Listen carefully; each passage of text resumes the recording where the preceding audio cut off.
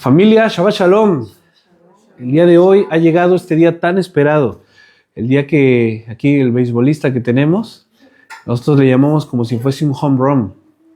Cuando llegamos a casa y nos llegamos a veces barriendo, llegamos ya a la tercera base, la cuarta base, ¿cuál es home? Cuarta, ¿no? Llegamos ya barriéndonos, llegamos ya cansados, desgastados, destruidos a veces, llegamos ya con la armadura reventada. Pero el Señor nos da la oportunidad de llegar y que no nos quemen. ¿Cómo se llama?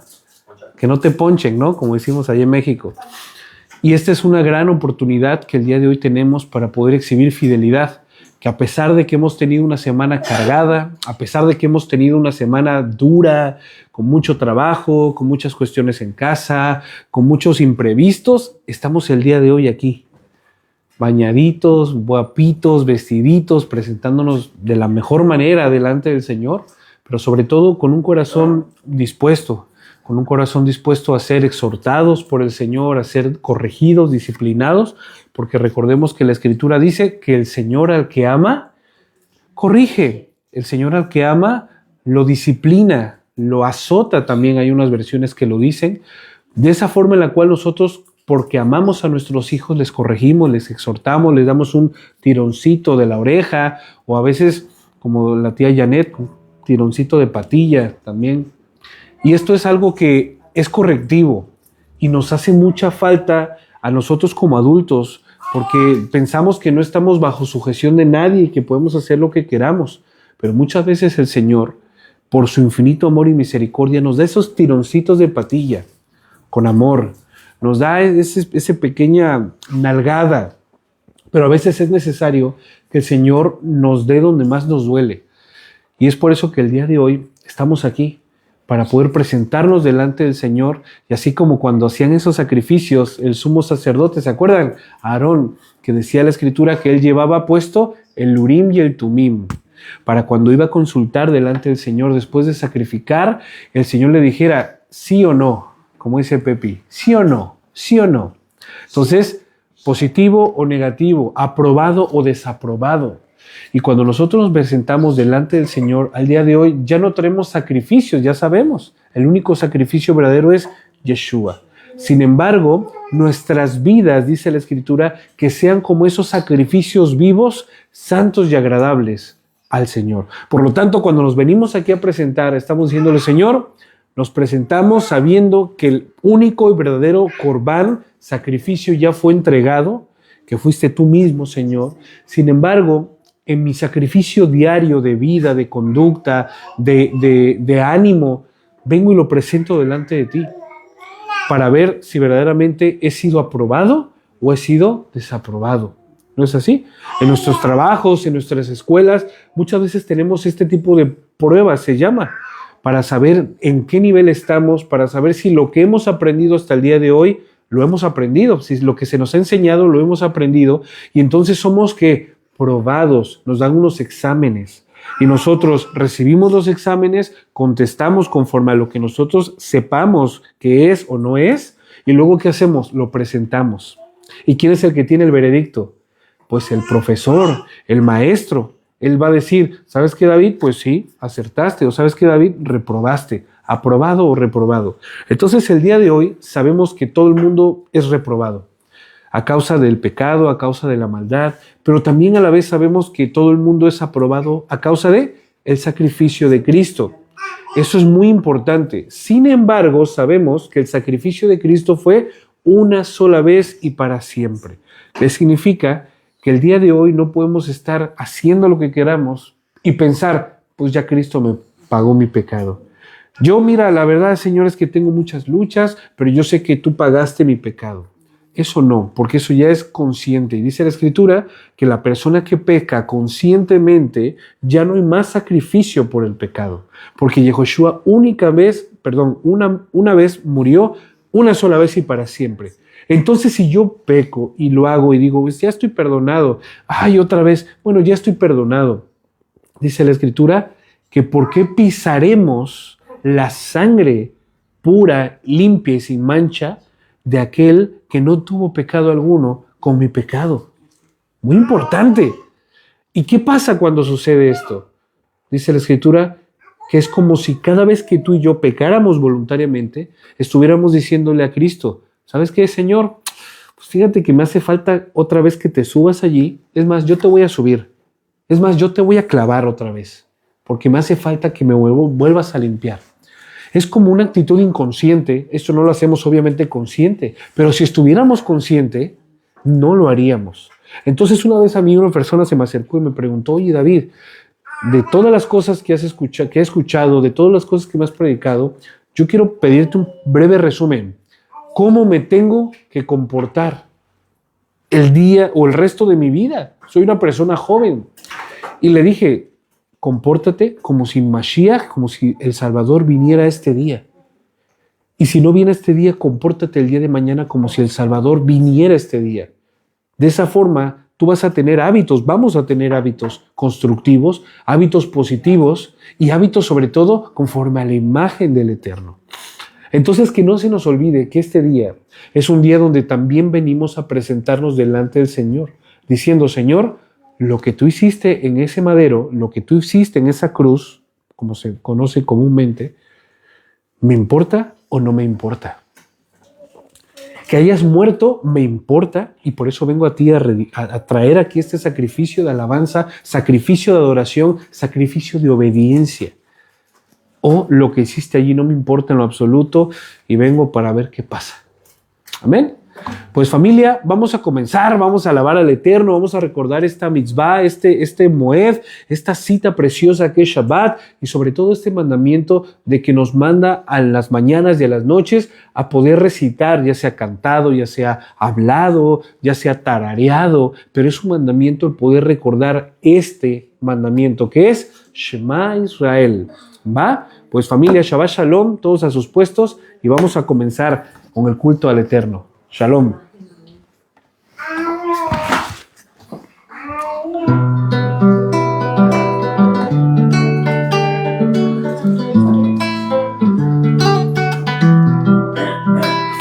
Shema Israel, Shema Israel, Adonai Eloheinu. Shema Israel, Shema Israel, Adonai Eloheinu. Adonai Echad, Adonai Tzidkenu, Adonai Yeshuatenu.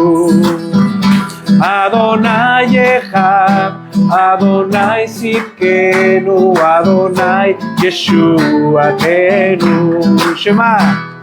Shema Israel, Shema Israel, Adonai Eloheinu. Shema Israel, Shema Israel, Adonai Eloheinu. Adonai Echad, Adonai Tzidkenu, Adonai Yeshuatenu.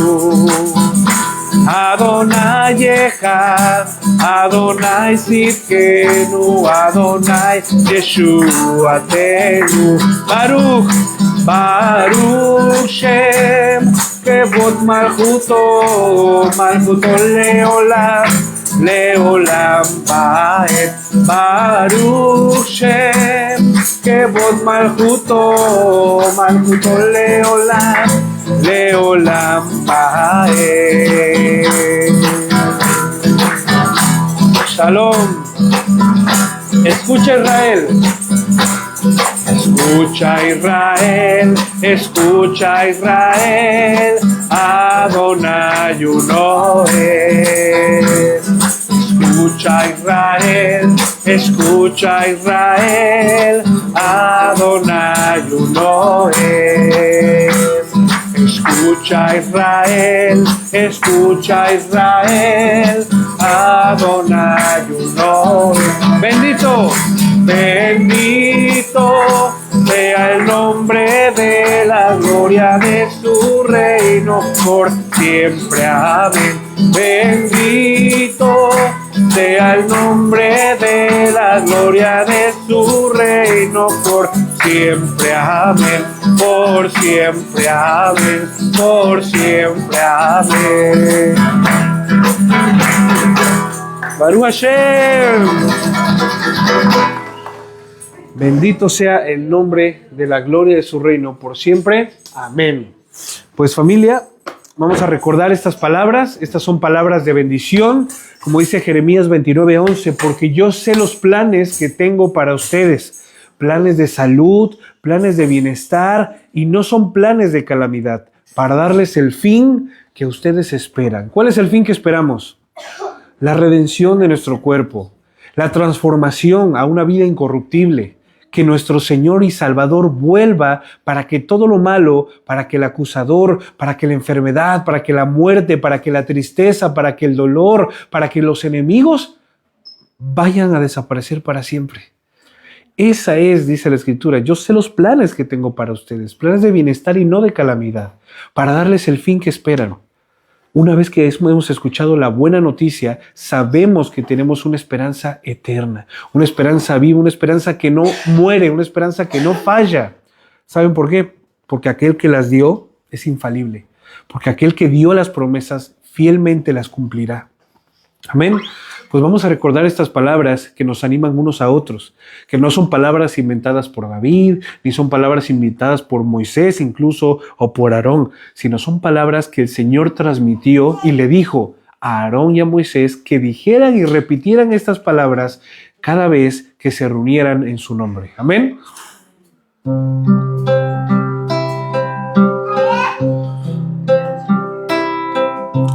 Que te bendiga Adonai y que te guarde también.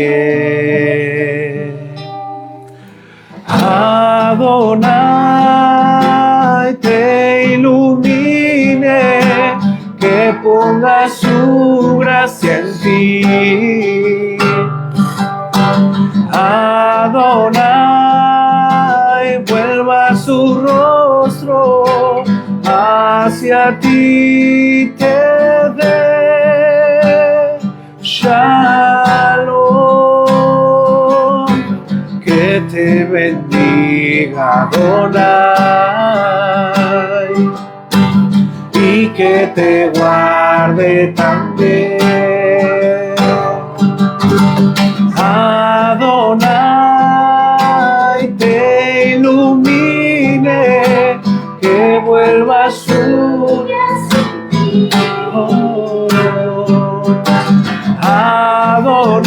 Adonai vuelva su rostro hacia ti, te dé shalom. Ahora vamos a escuchar como fue dicho originalmente. Yevareje Adonai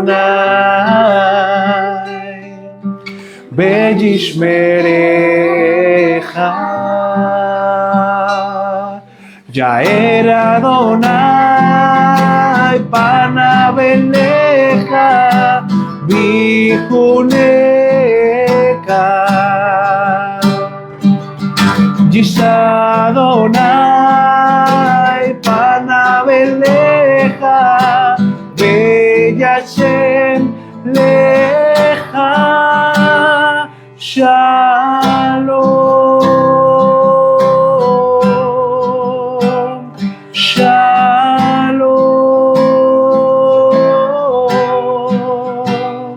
Shalom.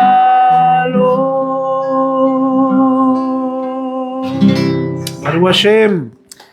Amén. Que la bendición del Eterno siempre les añada felicidad, sabiduría y sobre todo gozo y shalom.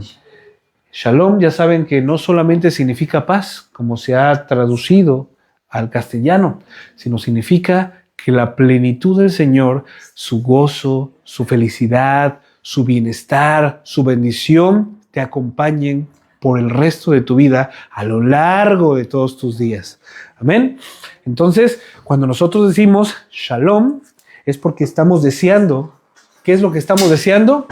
Que el Señor te rodee, que el Señor te cubra, que el Señor guarde tus flancos.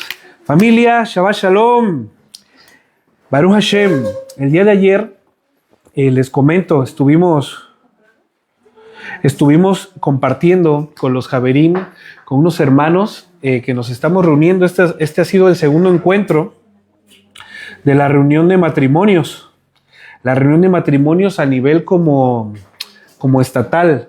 Nos hemos reunido matrimonios de Vitoria, matrimonios de Pamplona, unos hermanitos nuevos que se han añadido, otros hermanitos que ya han estado con nosotros, que son primos de Erlaitz y de Bibi.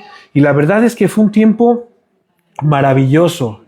Volvimos anoche, recibimos Shabbat con ellos, estuvimos ahí compartiendo con ellos y volvimos a casa casi a la 1:30 de la mañana, o sea, de hoy. Pero fue un tiempo donde nos recargamos, fue un tiempo de alegría, fue un tiempo donde nos dio la oportunidad del Eterno de poder llevar las cargas de los unos de los otros, de poder decir, hermanos, oren por esto, hermanos, tenemos esto, hermanos, está sucediendo esto, y compartir no solamente ese tiempo precioso, sino también los alimentos. Cada uno llevamos una cosita, como lo que solemos hacer aquí en Shabbat, y la verdad es que fue un tiempo maravilloso. El tiempo que fue se nos fue así como agua, cuando te bebes el agua. Entonces agradecemos al Eterno por este tipo de encuentros, agradecemos al Eterno por este tipo también de disposición, porque hay la disposición en los hermanos de poder pertenecer, de poder formar, de poder ponernos abajo del otro, porque aquí sabemos que no hay, es que sí, hay que obedecer a tal, sino que entendiendo conforme a lo que está escrito en la Biblia, sabemos que debemos de sujetarnos unos a otros. Que si yo estoy mal, entonces puedo rendir cuentas con mi hermano, y si mi hermano está mal, puedo rendir cuentas a mí, total y con tal de poder mejorar, de poder sanar, de poder pedirle ayuda al Señor.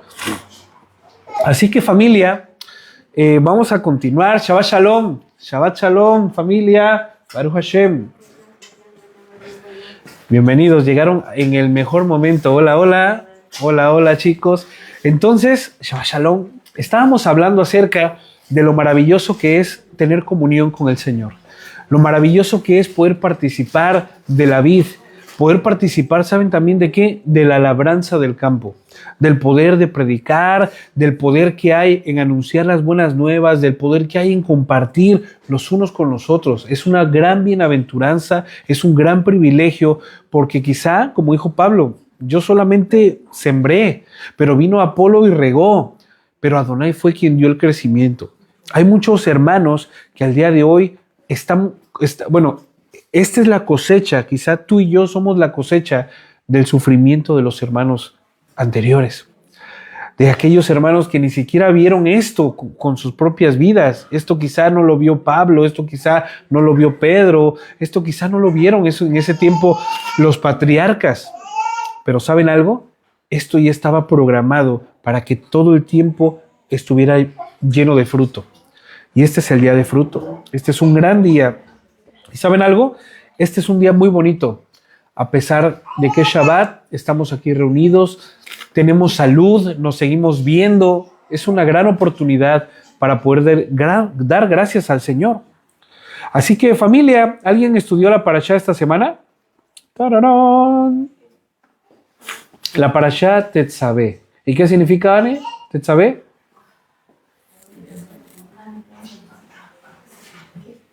¿Qué significa Tetzaveh? Mandarás. ¿Vale? Y entonces acuérdense que estamos en este proceso en el que el Señor mandó al pueblo de Israel a que pudiese recolectar todas las cosas de Egipto y todo el oro, toda la plata, todas las cuestiones que el Señor les haya dado. Entonces llegó el momento de poderlas traer delante del Señor, traer todos los materiales que Él pidió para la construcción del tabernáculo, para que la gente pudiese tener un lugar donde rendir cuentas delante del Señor, para que la presencia del Señor, de una forma literal, de una forma también como ilustrativa, pudiese presenciar, que dice la Escritura, que ni aún la tierra puede contener la presencia de Dios. Imagínense, ¿se imaginan? O sea, es como si, no lo sé, de una forma figurativa también.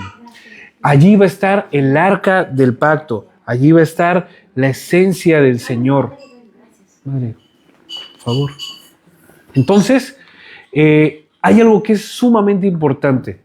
El Señor dio todos y cada una de las instrucciones de cómo se iba a crear, cómo se iba a construir, la ropa de los sacerdotes. Dice el Señor que Él cuidó hasta el más mínimo detalle.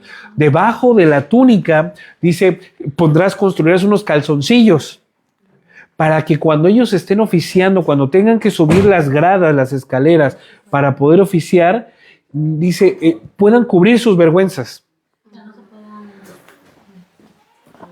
Entonces, esto es algo que es precioso porque nos damos cuenta de algo, de que el Señor cuida cada uno de nuestros flancos. ¿No es así? Dice que Él puso el yelmo, por ejemplo, es que no me viene ahorita el nombre, el turbante de Aarón, donde ponía ahí las palabras, propiedad del Señor, siervo del Señor. Y esto es algo que es precioso. Porque ¿sabes algo? En tu frente y en mi frente está puesto propiedad del Señor. Porque le hemos costado un alto precio. Y luego empieza a decir y a especificar cada una de las características de las vestimentas. Que si la túnica, que si el efod, que si en esta parte del pectoral, que si en la parte de los hombros iban a estar, que si iban a estar las 12 tribus y de qué forma él iba a oficiar. Y luego de que en los bordes del vestido de Aarón estuvieran unas campanillas, que iba a ser borla campanilla, con el tal de que se supiera de que cuando Aarón estaba adentro, se estuviera escuchando esos pasos que daba para poder consagrar al Señor y saber que si se dejaban de escuchar esos pasos era porque la persona que estaba oficiando habría quebrantado la voluntad del Señor. Y esto que tú escuchas el día de hoy, ese cascabeleo, ¿has escuchado un cascabel? Como si fuera el pandero.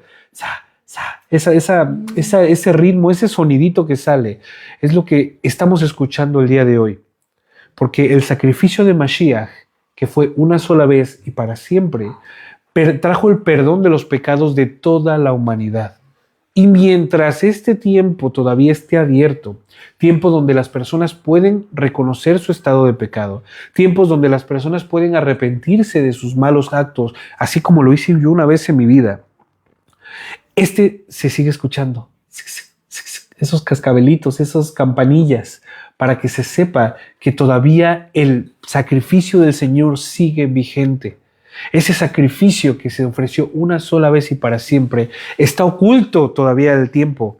En este tiempo oculto que se llama Olam.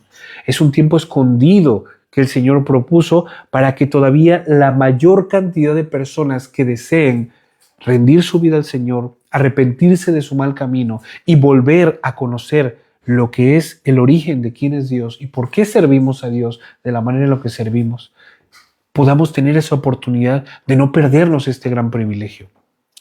Esto, mucha gente lo sabe. Es que ustedes solamente se la pasan encerrados el sábado. Es que a partir de que está la puesta de sol ya no pueden comprar, ya no pueden hacer, ya no pueden mercar, ya no pueden hacer trapiches, ya no pueden hacer nada. ¡Qué aburrido! Pero cuando estas personas les sea quitado el velo y puedan entender verdaderamente qué es lo que estamos haciendo aquí, estas personas con todo gusto y placer, se los digo porque yo soy uno de esas personas, rinde su vida al Señor. Y termino desgastado del trabajo y luego tengo la casa y luego si tenemos alguna, por ejemplo, la actividad como ayer, llegamos a las casi 2 de la mañana aquí a la casa, duérmete rápido, luego levántate, termina el estudio, el desayuno, esto, dices tú, wow, y todavía tengo que estar todo el día ahí sentado o hablando, parado, cantando alabanzas con los hermanos. Esto es un privilegio, no es un sacrificio. El privilegio de dar, el privilegio de servir, el privilegio de poder decirles, hay un Dios que me da la fuerza para que yo siga aquí. Hay un Dios que sobrepasa todo entendimiento y me da la felicidad y el privilegio y la fuerza para poder explicar y exponer su palabra con veracidad. Esto que ustedes ven es el Señor, no soy yo. Entonces, familia, cosas que la gente no se imagina, los de allá afuera, suceden aquí en Shabbat. Vemos mudos hablar, vemos ciegos ver, vemos los oídos cómo se destapan de una forma y un sentido espiritual. Vemos cómo los cojos que entran por esa puerta salen a dos piernas saltando, caminando y dando gloria al Señor. Somos testigos cada Shabbat de cuestiones que pasan. El que tenga ojos para ver, que lo vea. El que tenga oídos para escuchar, que lo escuche. Las personas que están conectadas al Señor lo pueden percibir en las vidas de las personas. Entonces, ¿tú crees que yo desperdiciaría o preferiría estar allá afuera o quedarme dormido en mi casa en lugar de estar viendo todo esto? Estos milagros que solamente el Señor hace y se manifiesta delante de su pueblo, dice la Escritura. Él habita en medio de la alabanza de su pueblo. Dice otra parte de la Escritura, porque donde dos o más estén reunidos en su nombre, ¿qué sucede? Allí está Él. Porque donde está el Ruach HaKodesh, el Espíritu de Santidad, allí hay libertad. ¿Ustedes creen que yo cambiaría esto por un paseo? ¿Por lavar ropa? ¿Por el cine? ¿Por irme a trabajar para ganarme unos pesos más? Jamás.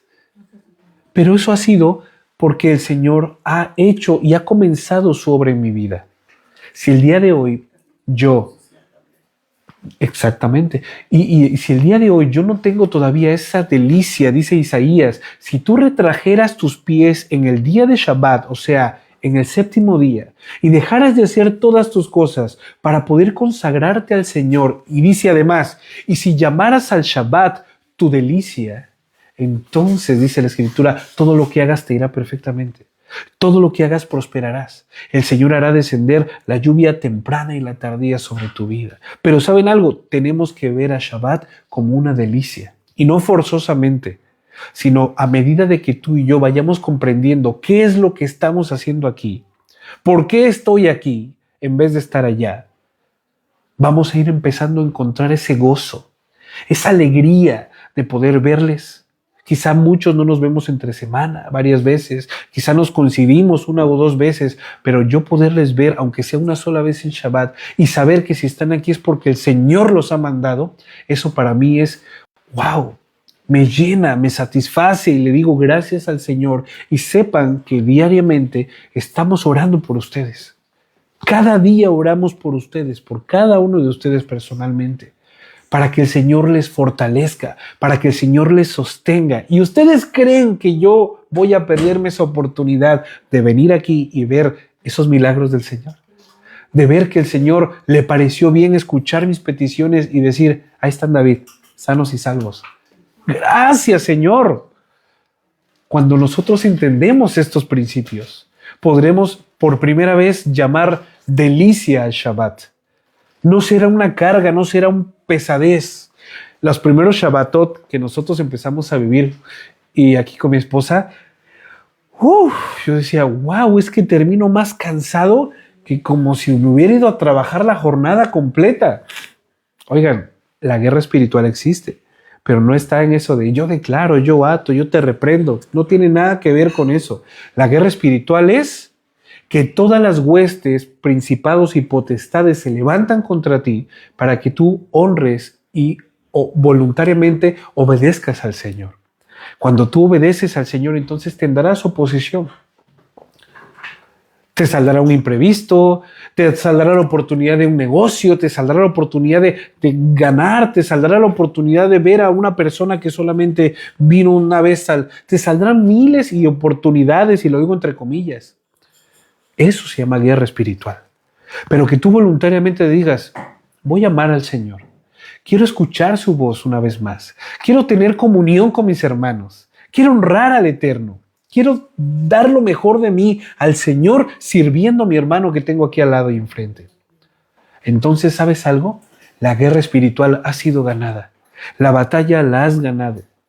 Porque el Señor te ha bendecido, porque el Señor se ha complacido contigo y estás aquí conmigo. Esa es la verdadera guerra espiritual. No el de estar luchando y decir te reprendo, que te no sé qué, que no. Cuando tú obedeces al Señor, estás en guerra espiritual. Cuando tú tienes la posibilidad de deshonrar al Señor y decides honrarlo, hay guerra espiritual. Esa es la verdadera guerra espiritual. Y por eso, hermanos míos, terminamos cansadísimos a veces estos días. Y más cuando es día de comunión, de Shabbat, algún Moed, alguna fiesta del Eterno, terminamos, wow, destruidos. Pero ¿qué hicimos si estuvimos sentados? Estuvimos sublegando y doblegando nuestra carne. Mi mente y mi carne querían estar paseando por ahí, aprovechando el día bonito de sol en las piscinas, en la playa, yo qué sé. Pero mi espíritu ganó sobre la carne. Aquí estoy, Señor. Aquí estoy, honrándote, cantando las 3 mismas canciones de siempre, escuchando al mismo gordito de siempre. Aquí estoy, Señor. ¿No? Eso, familia, es lo que va a trascender a lo largo de las generaciones. Porque yo no podré decirle a mis hijos, hijos, tienen que ir a la iglesia, si a mí no me ven allí. Hijos, tienen que servir a los hermanos, si a mí no me ven servirles. Hijos, tienen que honrar al Señor, si en casa no me ven honrando al Señor. ¿Yo de qué forma? No tengo autoridad sobre ello. Pero cuando yo hago lo que me corresponde hacer, el Señor se encarga de que mis palabras sean respaldadas con autoridad. Que mis palabras se vuelvan palabras de vida y ordenadas para mi familia, para mis amigos, para mis seres queridos. ¿Y qué es lo que tengo que hacer? Lo que el Señor me manda que haga. No que me invente algo nuevo, no que me busque una prédica cómica, no que diga es que voy a dar la mejor prédica de mi vida. No, David, solamente habla lo que está escrito en la palabra. Habla y declara lo que ya está escrito y que tú no escribiste y que tú no pensaste, pero que a través de ti lo voy a seguir haciendo. Punto. Y el Señor se encarga de todo lo demás. Así que este es más o menos un pequeño extracto de esta Parashat Tetzaveh. Cuando el Señor, por medio de la obediencia, de la sujeción al Eterno y a hacer las cosas al detalle, por ejemplo, la marca, el efod, el turbante, las cortinas, todos tenían una medida, todos tenían un grosor, todos tenían milimétricamente, el Señor lo ordenó y así se hizo. Y cuando se hizo así, entonces el Señor operaba y respaldaba a su pueblo mientras Él estaba allí. Eso es algo muy importante. Si tú haces lo que tienes que hacer, no tienes que preocuparte por nada, porque sabes que el Señor te cuida, sabes que el Señor te guarda, sabes que el Señor, he hecho lo que tengo que hacer. Bueno, David, eres un siervo inútil, para eso fuiste creado. Adelante, sigue caminando, sigue caminando. No voy a esperar la felicitación de mi papá.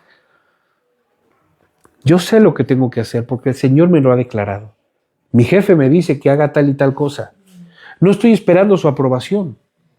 Estoy esperando a que me diga, oye David, ahora haz esto y ahora haz esto. ¿Sabes?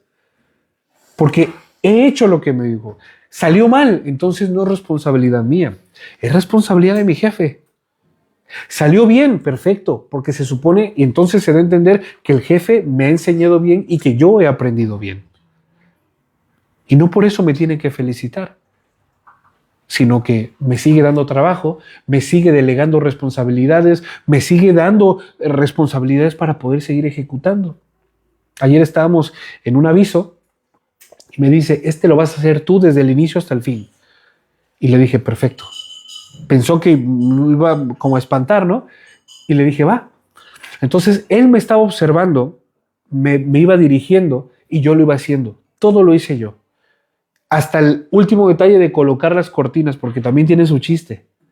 Y dijo, a ver, déjame, voy a hacer algo yo. Y él mismo dijo, no. Dije que tú ibas a hacerlo. Entonces, terminamos, agarró, me hizo así en la palmada así, me dijo, has estado espectacular.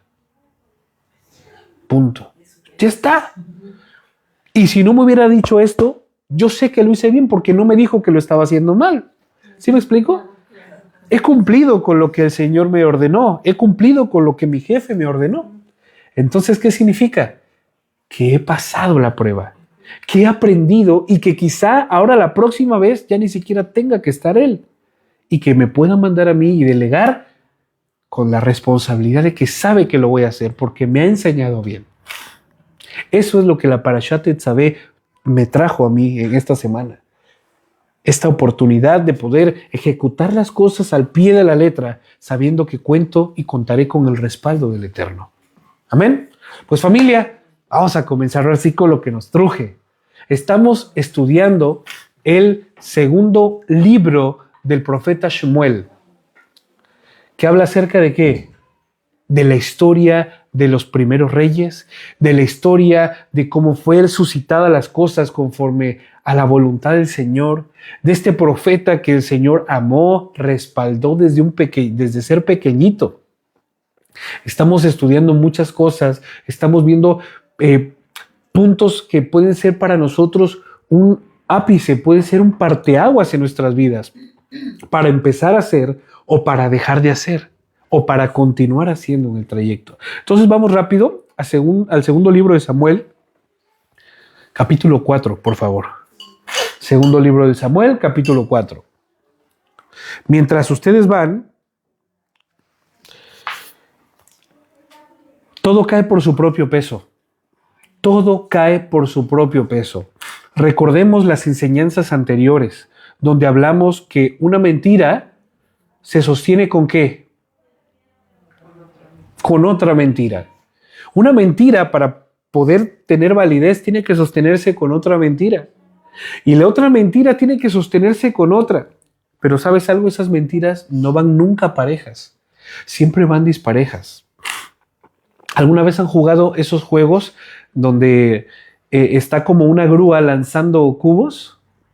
Entonces cae la base y luego encima tienes que volver a que caiga exactamente encima de esta, pero a veces cae al costado.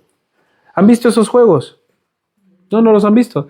Como de blocks que van cayendo y tú tienes que apilarlos lo más recto posible, como si fuera un Tetris. Pero es más que nada apilarlos, no que encajen, sino son cubos que tienen que ir uno encima del otro para poder llegar a niveles. Pero a veces caen a la mitad. A veces para poderlo nivelar, al que no se vaya a caer, tienes que traerle hacia el otro lado y hacer que se mantenga. Pero llega un momento en que una mentira y la última mentira, o esa mentira, va a caer y no va a nivelar todas las demás mentiras y eso se va a venir abajo. Como decimos en México, se te cayó el show, se te cayó el espectáculo. Hasta aquí fuiste. Entonces, una mentira se sostiene con otra mentira, pero la verdad se sostiene sola, porque la verdad es una sola. No es que haya muchas verdades, como hay muchas mentiras. Entendamos esto. Dice la Escritura, yo soy el camino, la verdad y la vida. No dijo, yo soy una de las verdades. No, Él es la verdad.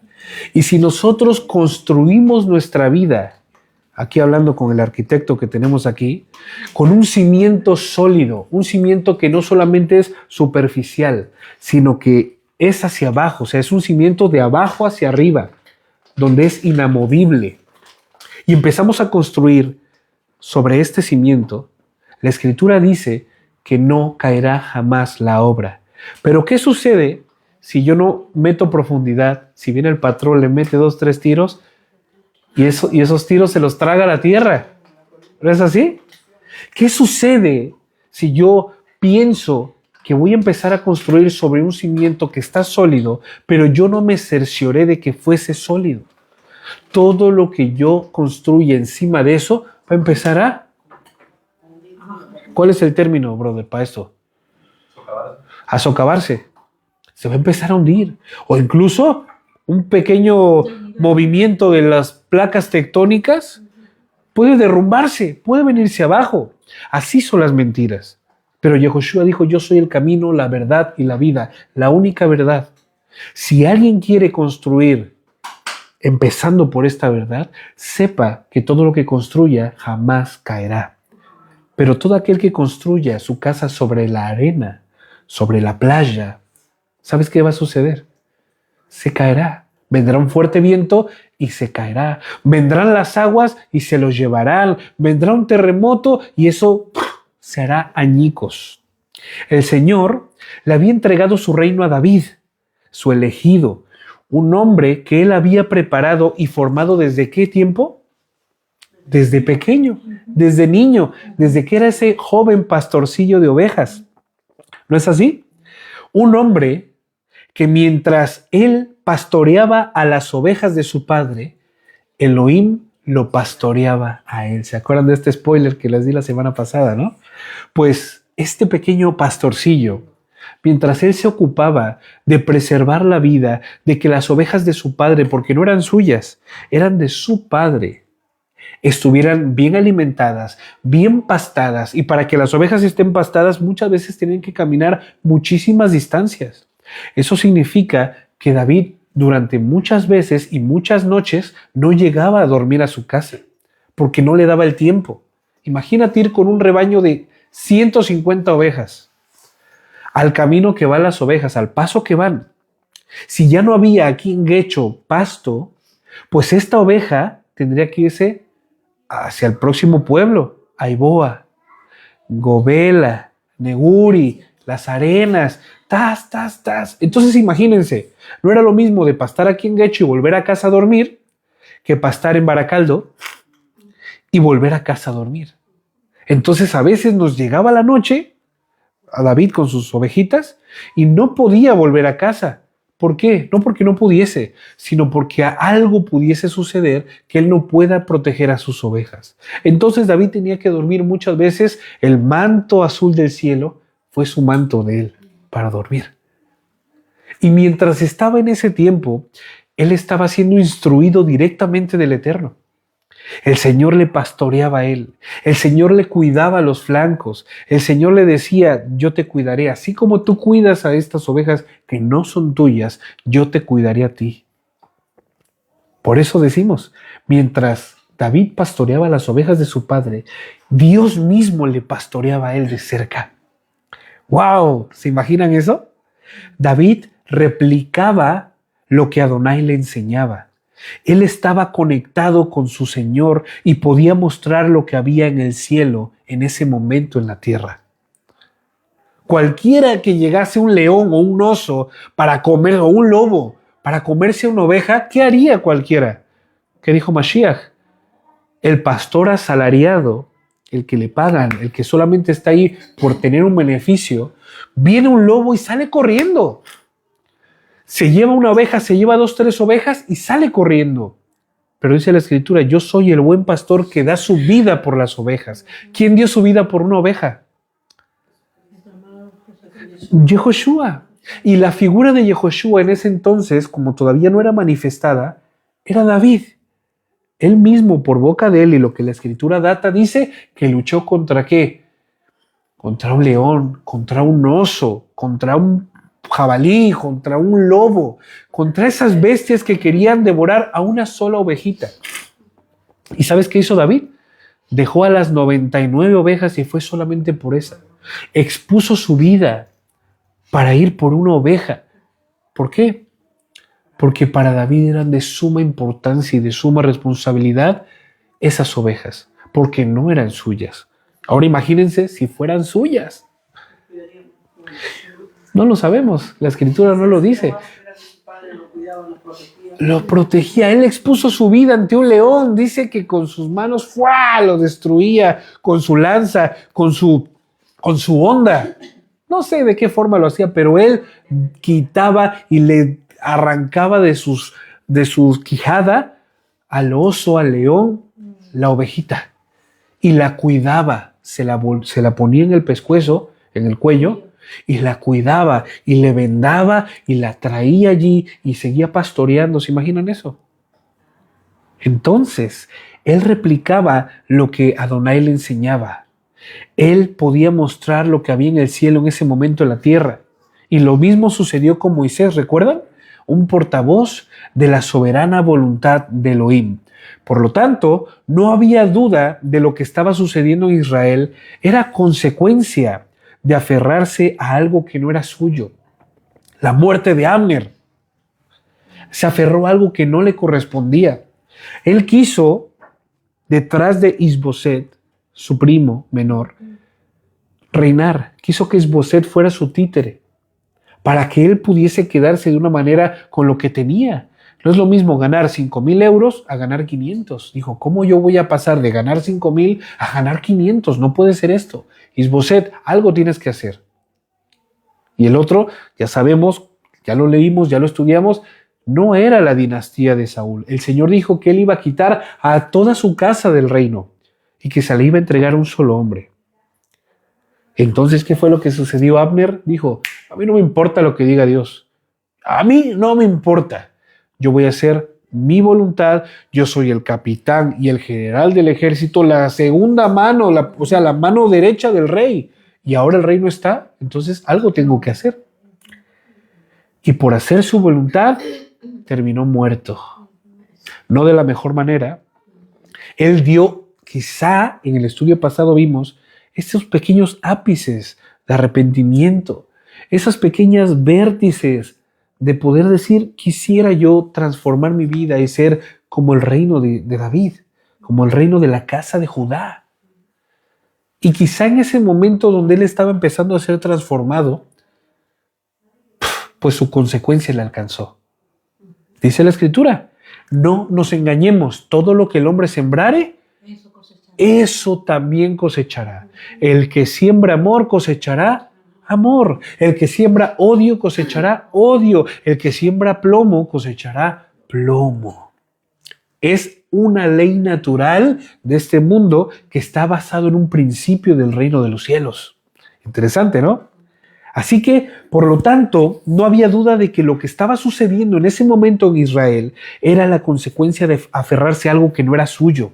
Ahora veremos desde este breve desenlace de cosas que se pudieron evitar, pero que no se hicieron por orgullo, por falta de temor de Adonai, hambre y poder. Segunda de Samuel 4, 1, 12. Esto nos vamos a ir corridito, como el agua que desciende por una cuesta. Cuando Isboset, hijo de Saúl, ¿se acuerdan quién era? El hijo menor de Saúl, el último de los hijos de Saúl, supo que Abner había muerto en Hebrón, perdió el ánimo por completo y todos en Israel se llenaron de miedo. Nadie en Israel sabía lo que había pasado. Pensaron quizá muchos que David, aunque él dio muestras y lo hizo evidente delante de los que estaban allí, que él se había lavado las manos, que él no tenía nada que ver con la muerte de Abner. ¿Se acuerdan? Lloró amargamente, hizo ayuno, se vistió de ceniza y de luto y dijo, no comeré nada. Yo quiero que sepan que yo amaba a este hombre. Era mi amigo, era mi hermano, no lo iba a matar yo jamás. Y sobre todo quiero que sepa el pueblo que esto que estoy haciendo por él es guardar luto, por respeto a quien fue. No lo que era, sino quien fue. Pero esos quizá muchos de Israel no lo sabían. Y se llenaron de miedo diciendo, si David mató a Abner a sangre fría, ¿qué nos va a hacer a nosotros? ¿No? Exactamente. Perdieron el ánimo por completo y todos en Israel se llenaron de miedo. Ya se le había acabado su negocio turbio, su chanchullo. Proverbios 10:9. El que nada debe, nada teme. Pensamos que ese era un dicho popular, ¿no? De nuestros países. El que nada debe, nada teme. Pues hermanitos, no. Está basado en un principio bíblico. Proverbios 10:9. El que nada debe, nada teme. El que mal anda, mal acaba. Otro de los dichos populares que tenemos quizá nosotros en México. No sé si en Bolivia, en el Perú haya, pero en México lo hay. Y estos están basados en un principio bíblico. Entonces, Isboset temió. Isboset tuvo miedo. Todo el pueblo tuvo miedo. ¿Por qué? Porque debían. Porque sabían que no se habían comportado correctamente. Sabían que habían desobedecido y desestimado las palabras del Todopoderoso. Isboset tenía a su servicio, escuchen esto. Isboset tenía a su servicio 2 hombres que eran jefe de una banda de ladrones y mercenarios. Uno se llamaba Baaná y el otro se llamaba Recab.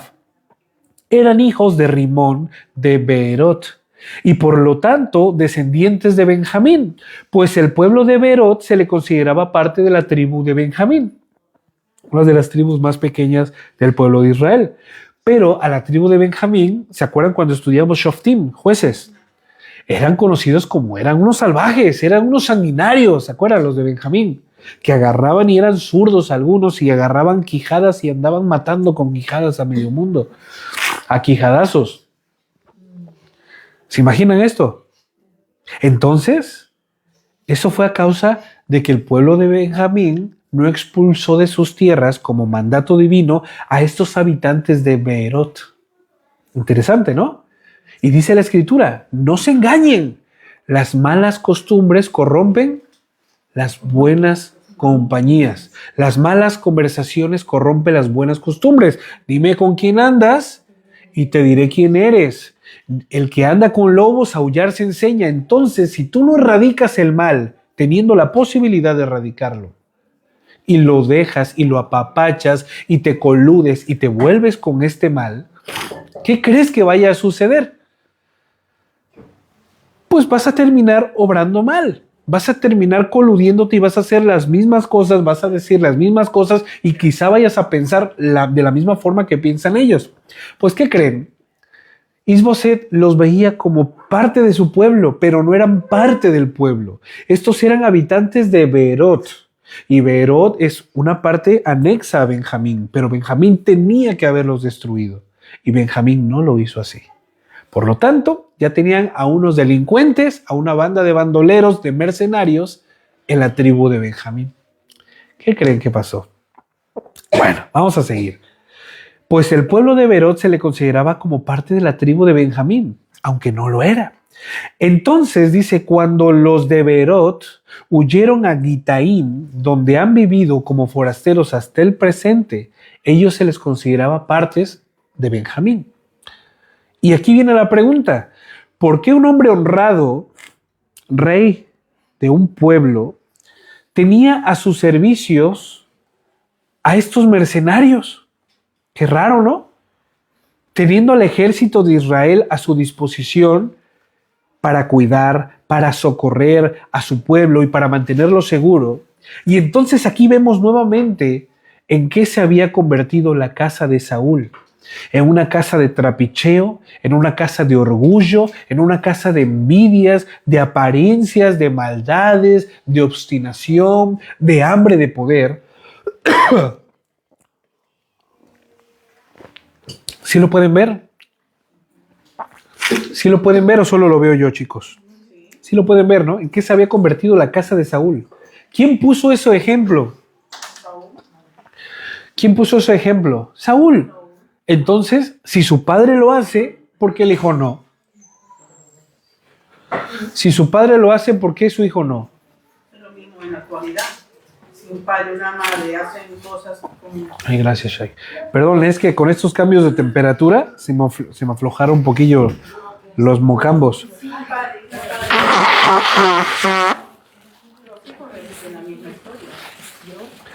Exactamente. Y acordémonos de este dicho, que es brutal y trascendente. El pueblo que olvida su pasado está condenado a repetirlo. Quizá Isboset se olvidó de cómo terminó su padre Saúl. Quizá Isboset se olvidó de las locuras que pasaban en su casa mientras su padre, el rey Saúl, estaba gobernándolos a ellos. Quizá, ¿no? Y entonces estaba haciendo y replicando las mismas barbaridades que estaba haciendo su papá. Ahora bien, dice el verso 4. Vamos a poner atención a esto, que es interesante. Jonatán, hijo de Saúl, tenía un hijo llamado Mefiboset, que era inválido de los 2 pies. Cuando Mefiboset tenía 5 años de edad, llegó de Jezreel de la noticia de que Saúl y Jonatán habían muerto. Entonces la nodriza tomó a Mefiboset con él y huyó. Pero con las prisas de la huida, Mefiboset se cayó y quedó inválido. A ver, Jonatán murió capítulos atrás. ¿Por qué está mencionando? Qué raro, ¿no? Fíjense lo que está pasando. Y aquí ni siquiera aparece Mefiboset, porque no aparece en escena todavía. Pero ¿por qué lo menciona? Muchos nos preguntamos, ¿por qué se menciona ahora Mefiboset? ¿Y por qué lo sacan de la nada? Lo que se está mencionando aquí realmente es que de la dinastía de Saúl solamente quedaba Mefiboset, descendiente directo de Jonatán, el hijo mayor, nieto de Esaú, quien está disperso entre Israel porque todavía no se sabe dónde está. La Escritura dice que él huyó. no dice a dónde, pero dice que quedó inválido, que su nodriza se lo llevó después de que se enteró de que Saúl y Jonatán habían muerto, y se fue con su nodriza, se cayó y quedó inválido. Esos son los datos que tenemos. Él está disperso en Israel, y quien podría haber reclamado el trono de su abuelo fue él. Pero no fue con este propósito que se menciona a Mefiboset, sino de mencionar que la dinastía de Saúl había prácticamente terminado, finalizado. Proverbios 10:7. Al hombre bueno se le recuerda con bendiciones. Al malvado muy pronto se le olvida. Esto me encanta. La memoria del justo será bendita y será recordada por los siglos de los siglos, mas la del impío se pudrirá y será olvidado para siempre. Aquí, ¿a quién se está recordando? ¿A Saúl? ¿No? Se está recordando a Jonatán, a su papá. Por eso la escritura es preciosa y toda se abraza a sí mismo. Dice, al hombre bueno se le recuerda con bendiciones, pero al malvado se le olvida rápidamente. Asegúrate de que tus obras sean alineadas a la voluntad del Señor y construyas así un plan arquitectal a tal manera de que nadie te olvide jamás y que no se te olvide no por lo que hiciste, sino por quien fuiste. Muy importante. A Gaudí se le recuerda por las obras que hizo, pero no por quién era Gaudí. Muy importante. Algo está pasando ahí, amor. Por favor, no hay nadie. Va, porfa. Por favor, amor, ahí. Entonces, al hombre justo se le recuerda con bendiciones. Asegurémonos, varones y mujeres de Adonai, de que se nos recuerde por nuestra vida intachable, así como se le recordó a la abuela de Timoteo, a la madre de Timoteo y a Timoteo. No se les recordaban porque ellos tenían posesiones y tenían bienes y no, sino que Pablo dice, fuiste enseñado desde pequeño por las Sagradas Escrituras dichas por tu abuela y por tu madre. Significa que tanto la abuela de Timoteo como su mamá eran mujeres piadosas. Así se les recuerda la Escritura. Interesante, ¿no? No hicieron nada más y no figuran en nada más de la Biblia, pero son recordadas por ser mujeres piadosas, mujeres que amaban al Señor y que se implicaron tanto en poder amar al Señor que instruyeron a Timoteo en el camino correcto. ¿Qué te parece? Claro, imagínate que recuerden a Sandrita, ¿no? O acá a su cuña, Judith. Bueno, ya no, perdón, yo no dije nada. Su cuña, ¿no? Ay, mire, la empresa es que se le recuerda a Judith porque ella tuvo la mayor empresa de polladas, ¿no? De venta de pollos, que no sé qué. Pero que no se le recuerde por eso, aunque sí pegó, pero que se recuerde porque Judith era una mujer honesta, era una mujer que amaba al Señor, era una mujer que ayudaba al necesitado, era una mujer, ¿se imaginan?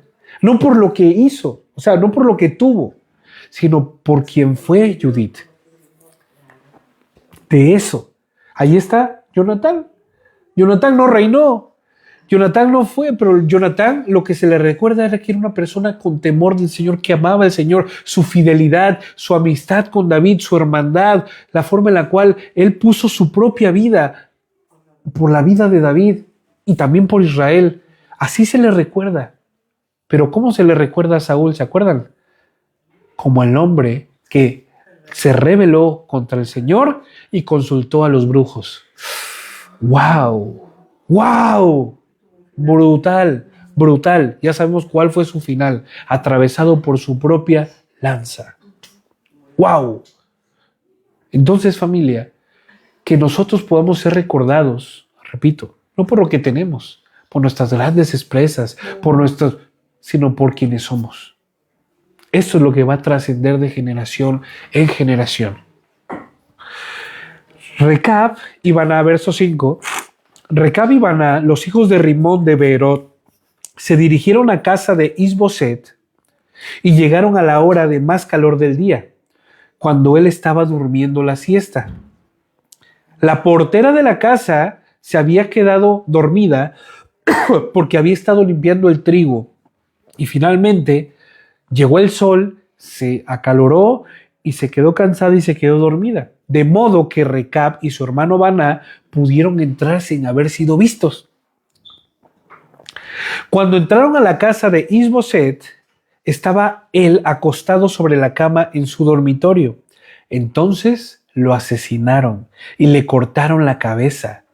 Después de lo cual se la llevaron consigo y caminaron toda la noche por el camino de Arabá, por el valle del Jordán. Y mira tú, escucha esto. Isboset, hijo de Saúl, no tenía por qué haber pagado los platos rotos que su padre. ¿No es así? Él pudo voluntariamente decir, yo soy legítimo hijo de Saúl, pero no soy heredero al trono. David, ven aquí, porque esto te pertenece a ti, porque todo el mundo lo sabe y porque el mismo Dios nos lo reveló. Pero no lo hizo así. ¿Sí explico? Isboset pudiese a este momento estar con vida en la casa de David, porque David no lo iba a echar fuera, no le iba a decir, bueno, te doy una casa en las afueras, no. David le iba a decir, quédate conmigo, como lo dijo con Abner, quédate aquí conmigo. ¿Se acuerdan? Pudo haber sido así bonito el final de Isboset. Pudo haber tenido su pareja, se pudo haber casado y pudo haber tenido familia. Pero no, él tomó otra decisión. Él tomó la decisión de hacer su voluntad. Él tomó la decisión de decir, este es mi momento. Él tomó la decisión de poder escuchar y prestar oídos a Abner. Y no era esta la voluntad del Señor. Amor, pásame mi chaqueta, por favor. Me estoy quedando frío. Gracias, amorcito. Me estoy quedando frío, El mismo malestar. No, no tengo malestar. Fue ahorita que se me aflojó el... Bueno, entonces, familia. Ay, ahora sí. Nada mejor que el calorcito. Entonces, él tomó su propia decisión. Nosotros tenemos el día de hoy, y es lo que yo le he estado enseñando últimamente a mi hija. Hija, tienes que ser consciente de las decisiones que tomas, porque las decisiones te pueden traer a ti, en este momento, una buena retribución o te pueden traer una mala retribución. Las decisiones que tomamos al día de hoy trascenderán. En ese momento Isboset tomó su decisión y vivió la vida. Dice que hizo unas grandes fiestas, que todo el mundo participaba y eran unas fiestas en honor a que él era el nuevo rey y él en ese momento la gozó, lo disfrutó. Pero después de la risa viene el llanto. Lo que mal empieza, mal acaba. No lo digo yo, lo dice la Escritura. Y mira lo que dice Ezequiel 18, 23 y 24. Precioso este pasaje. Ezequiel, capítulo 18, versículo 23. ¿Acaso me gusta que los malvados mueran? Dice el Señor. A nuestra vista, ay, Señor, ya llévate esos corruptos. Ay, Señor, mira estos delincuentes. Ay, Señor, mira estos que andan vituperando tu nombre. Ya reviéntalos, ya castígalos a nuestra propia justicia. Porque sería lo más correcto, ¿no? Sería lo justo. Pero mira lo que dice el Señor. La justicia de Dios no opera conforme a la justicia del hombre. Y miren la voluntad del Señor cuál es. Para los impíos, para los malvados, para los asesinos, para los violadores, para los transgresores, para los corruptos. Mira lo que dice el Señor. ¿Acaso me gusta que los malvados mueran? Declara el Señor. Claro que no. Me encantaría que ellos dejaran de pecar y vivieran. Pero si alguien que vive, escuchen esto, pero si alguien que vive conforme a lo que es correcto, se detiene y comienza a hacer el mal, haciendo las mismas cosas ofensivas que hacen los malvados que no me conocen, ¿vivirá esa persona? Ya cambió la pregunta. Por supuesto que no, dice el Señor. De hecho, todas las cosas buenas que hizo anteriormente serán olvidadas. Esta persona morirá por su traición a mí y por los pecados que ha cometido. ¡Wow! Esto es durísimo. ¿Quiere el Señor la muerte del impío? la muerte del asesino, del violador, del transgresor, del que hace, del que hizo, del que deshizo. No. Él quiere que se arrepienta de su mal camino y que viva para siempre. Pero no así, dice la Escritura, de aquellas personas que conocen al Señor, que escuchan la voluntad del Señor, que saben cuál es la voluntad del Señor y que voluntariamente se apartan y empiezan a hacer las mismas obras de maldad que hacen las personas que no conocen a Dios. Y mira lo que dice: todas las cosas buenas que hizo David antes de convertirse en esto que está convirtiéndose ahora serán olvidadas. Esta persona morirá por su traición a mí y por los pecados que ha cometido. Y no habla de que le pasará un cuchillo, de que morirá por plomo, sino de que no tendrá la vida eterna. Esa es la mayor evidencia de que somos o no somos del Señor. Nuestra manera de vivir. ¿Soy del Señor o no soy del Señor? ¿Amo al Señor o no amo al Señor? Esta es la mejor manera en la que tú y yo podemos contrastarnos a la luz de la Escritura y decir: estoy en tinieblas. Vale, qué bueno. No, qué bueno que estés en tinieblas. Qué bueno que te diste cuenta. Qué bueno que me di cuenta que estoy en tinieblas porque tengo la oportunidad de venir a la luz. Tengo la oportunidad de hacer lo correcto. Pero si yo sé que estoy en tinieblas y no hago algo al respecto, entonces allí viene la consecuencia. Ciertamente habré despreciado el sacrificio precioso y único de Mashiach, de Cristo, y diré: prefiero la muerte segunda. Prefiero morir, prefiero desaparecer para siempre. Tomemos decisiones correctas. Nuevamente, tomemos decisiones correctas. No tomemos decisiones precipitadamente. No nos aloquemos, no nos dejemos guiar por las emociones, por los deseos, porque esto es efímero. Al día de hoy, ahorita, por ejemplo, me encuentro, estaba yo caliente, me sentía bien. Entonces tomé la decisión de quitarme la chaqueta y guardarla. Pero ¿saben qué pasó? Me empecé a enfriar y me empecé a sentir así medio debilucho.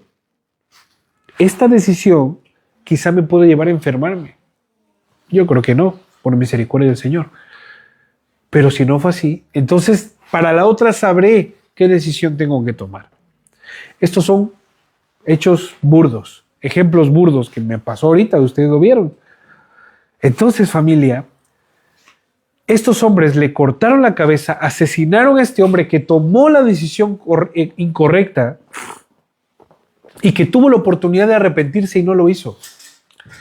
Y ahora dice la Escritura que vinieron para entregársela a David.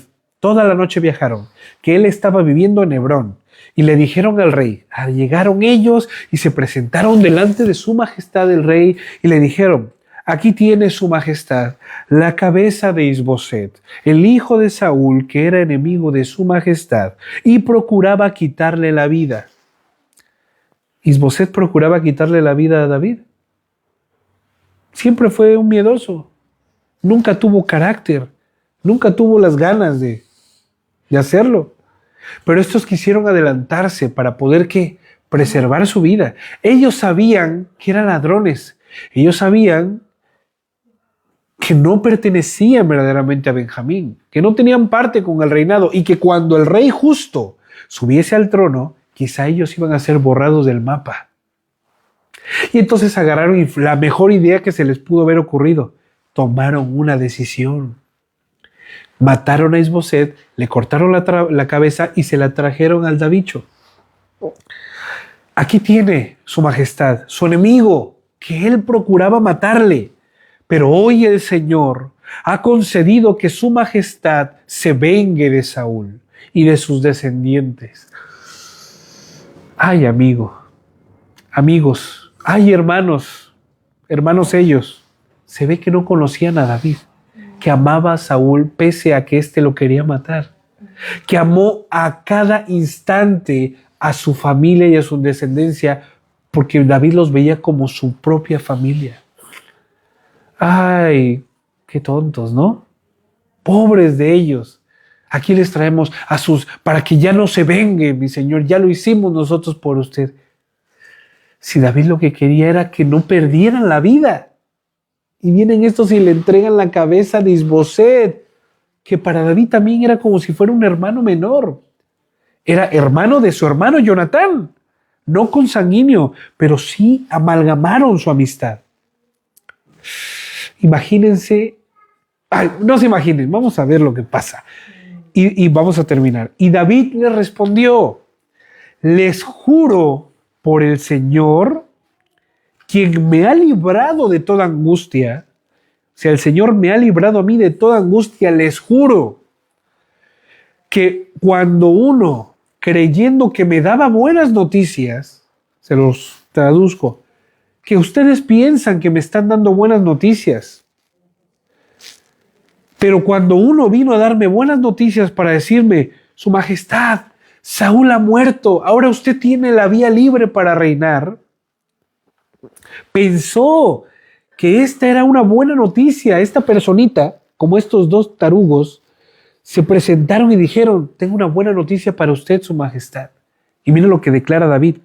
Pensó uno que me daba buenas noticias, vino a contarme que Saúl había muerto y la noticia le valió. ¿Sabes cuál fue la recompensa de este chaval, de este hombre? Que lo apresara y yo lo matara mismo en Siclag. Se han de ver puesto blancos estos mercenarios, estos delincuentes, diciendo, ¿cómo? Es solo por dar la noticia.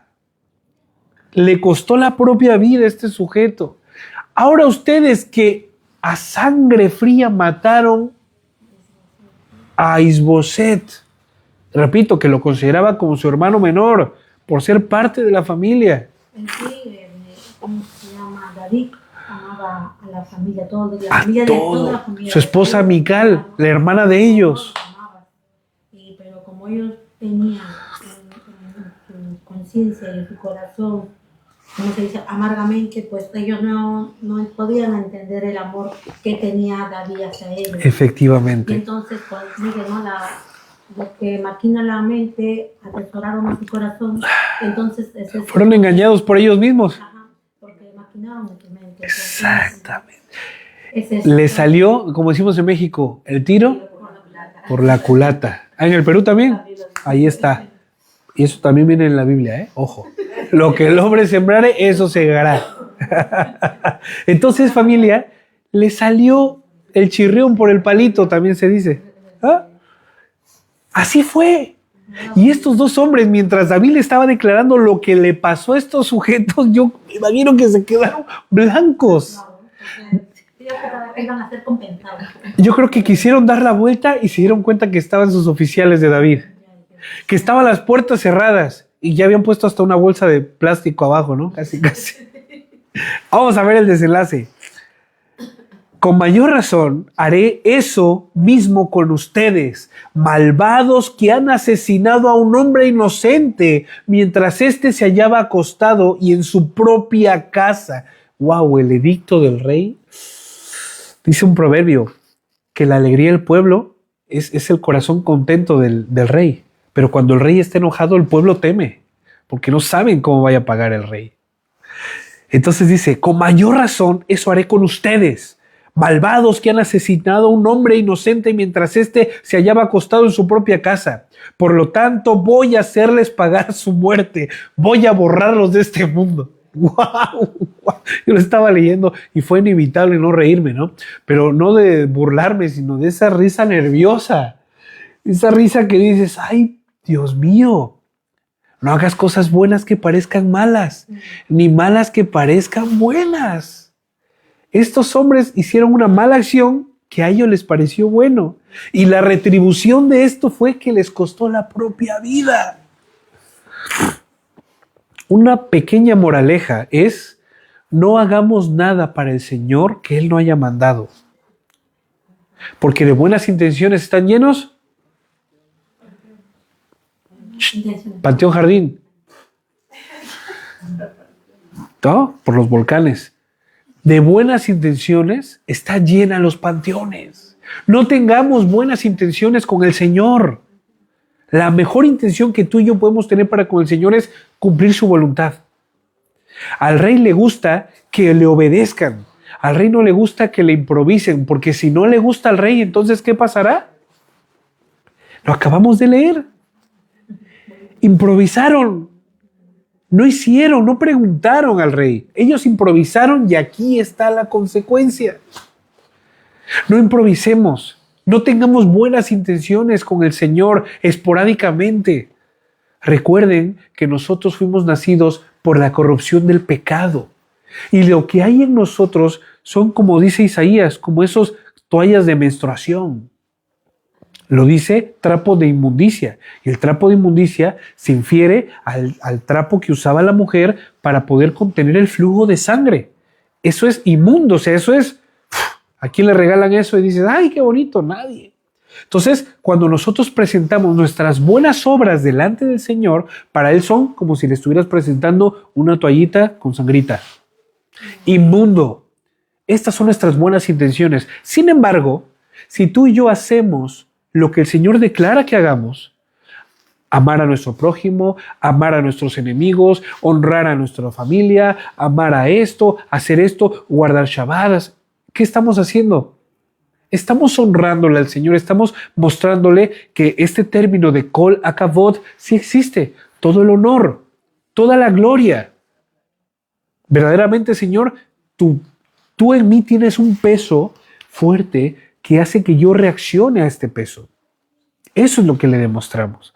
Pero esto no. Nuestras buenas intenciones, repito, nos van a llevar a estar fuera de la voluntad del Señor, a cometer errores, a cometer tropiezos que nos podemos evitar. ¿Quieres hacer algo bien por Dios? ¿Quieres hacer algo por aquel que te dio su vida y te amó y te perdonó? Pregúntale qué quiere que hagas. ¿No es así? En México estamos muy acostumbrados a ser agradecidos, a que si se nos da comida, si se nos da esto, y nos acercamos, y yo lo hice alguna vez. Oiga, jefe, ¿qué quiere que le haga?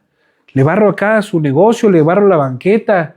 Yo andaba súper mal en ese tiempo y no me dio vergüenza porque me trató bien y dije, oye, pues voy a corresponderle, pero no hice nada por mi propia cuenta. Le pregunté, ¿qué quiere que le haga, jefe? ¿Qué necesita? Y me dijo, no, tú tranquilo. Bueno, sácame esos sacos de basura. No hice nada por mi propia cuenta. Le pregunté y él me dijo, haz esto. Y así lo hice y así fue como yo le agradé, como hice lo que me pidió. Entendamos esta moraleja. Enseguida David dio órdenes a sus oficiales y ¿qué creen que pasó? Les llegó su San Martín. Estos los mataron y les cortaron las manos y los pies y los colgaron junto al depósito de agua de Hebrón. Después tomaron la cabeza de Isboset y le enterraron en Hebrón en el sepulcro de Abner para darle una sepultura digna, aunque sea la cabeza. ¿Qué creen que pasó aquí entonces, hermanos? ¿Cuál creen que fue la enseñanza, aparte de la moraleja que acabamos de ver así brevemente? Que no tengamos que hacer las cosas por nuestra propia cuenta. Muy buena. Que no tenemos que hacer nada por nuestra propia cuenta si queremos hacer algo para el Señor. Yo, por ejemplo, lo tengo con mi esposita. Había perfumes que a mí me gustaban y yo se los regalaba a ella y a ella no le gustaban y ahí se quedaban. Y yo quería darle un detallito, yo quería darle de agrado y no, y pues nomás no. O sea, no fueron de su gusto. ¿Y qué fue lo que sucedió? Pues tuve una pérdida, porque perdí dinerito hace mucho tiempo, ya no. y pues ella ni siquiera se los puso y yo no lo disfruté. Pero ahora ya más o menos conozco, porque cambia, varía de lo que le gusta. Y entonces trato de regalarle o de tener un detalle con ella. No tiene por qué ser comprado y eso. Como decimos, ¿no? Regale afecto, no lo compre. Entonces, trato de acercarme y decir, mira, esto, mi amor, toma una florecita. Yo no sé dar flores, la verdad, pero algún día lo haré. Un chocolate, eso es. Entonces, algo que ella lo va a disfrutar, algo que a ella le va a gustar, que va a ser de su agrado. Pero si yo vengo con el Señor y le digo, mira, Señor, la verdad es que, hice esto yo, pero porque te amo, Padre, y va a decir David, pero ¿cuándo yo te dije que hicieras eso? Yo no te lo pedí. Entonces, como yo no te lo pedí, yo no puedo hacerme responsable de esto que estás haciendo. La consecuencia la tendrás tú. Ay, Señor, pero yo lo hice con todo mi corazón. Sí, David, pero si quieres amarme con todo tu corazón, entonces conóceme. Atiende lo que yo sé, lo que me gusta, lo que te encanta, lo que a mí me encanta y lo que no me encanta, para que lo hagas o no lo hagas. Ay, Señor, es que mira, este hombre te maldecía, este hombre vituperaba en contra tuya, y ¿sabes qué hice? Le corté la cabeza, Señor. ¿Se acuerdan qué pasó así? Iban a arrestar a Yeshua cuando estaba aquí en la tierra y agarra a Pedro y saca su cuchillo y ¡san! Le cortó la oreja. ¿Y qué fue lo que hizo el Señor? ¡Qué bueno! Gracias, Pedro, necesitaba tu protección. No. ¿Qué dijo? ¿Qué has hecho? ¿Qué has hecho? Y le reprendió delante de todos. Le reprendió, le exhortó. ¿Sabes qué, Señor? La verdad es que estos hombres estaban vituperando de tu pueblo, de tu nombre, y yo les condené. ¿Yo te pedí que hicieras eso? ¿O te pedí que sufrieras el agravio? Que aguantaras si te vituperan. Que des testimonio de que eres verdaderamente mi seguidor. ¿Te dije que te defendieras? No. Entonces, ¿qué hiciste, David? No, pues Señor, la verdad es que los metí a la cárcel. Pensamos que esto es la voluntad del Señor. Y el Señor dice, yo no quiero este tipo de cosas. Yo no quiero este tipo de sacrificios. Yo lo que quiero es obediencia. Yo lo que quiero es misericordia. Acordémonos de dónde nos sacó el Señor. Acordémonos que lo que estamos estudiando este mismo momento no aplica y aplicó solamente para estos hombres, Recab y Baná. Puede aplicar a nosotros también. No estemos llenos de emociones. Filtremos nuestras emociones a la Escritura y ellas nos darán cómo conducirnos delante del Señor. Amén. Pues familia, hasta aquí la primera parte. Nos vemos en punto. Yo creo que hoy la voy a dar a las 4:30. Te voy a poner el comunicado para que de los que tengan que ir a trabajar a la tarde, pues aunque sea puedan comer un poquito antes, ¿va? Así que familia, Shabbat Shalom. Nos vemos en punto de las 4:30. Un abrazo para todos. Y que podamos seguir rumiando. Ya saben, pasándolo por los 4 estómagos que al menos yo tengo. Y podamos hacerlo efectivo. Podamos absorber todos los nutrientes de esta breve enseñanza que tuvimos el día de hoy. Y nos quedemos con esto. Nuestras decisiones van a afectar, para bien o para mal, a los de nuestro entorno. Y lo que nosotros queramos hacer para el Señor, tenemos que ver si verdaderamente el Señor lo demanda o no de nosotros, para que no seamos avergonzados o tengamos una gran pérdida. Amén. Pues familia, Shabbat Shalom, un abrazo para todos, un saludo. Recuerden que está la pantalla volteada, no sé quién está conectado, no sé quién escribe, pero Shabbat Shalom a todos, con mucho amor y con mucho cariño del Eterno. Shalom. ¿Terminó? ¿Terminó?